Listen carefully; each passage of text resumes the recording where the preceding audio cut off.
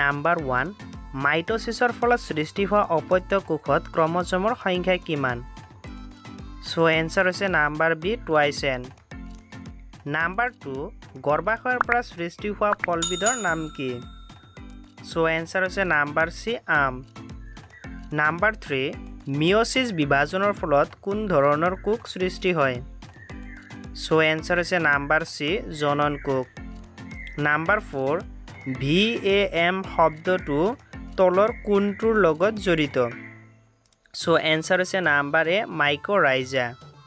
number 5 ৰাইবোজমবোৰৰ মুখ্য কাম কি সো এনসাৰ হৈছে নাম্বাৰ বি প্ৰটিন সংশ্লেষণ নাম্বাৰ 6 তলৰ কোনবিধ আংশিক মূল পৰজীৱী সো এনসাৰ হৈছে নাম্বাৰ সি চন্দন গছ নাম্বাৰ 7 কোনবিধ উদ্ভিদৰ সংবহন কলা আৰু ৰেণু থাকে কিন্তু বীজ নাথাকে সো এনসাৰ হৈছে নাম্বাৰ বি ঢেকিয়া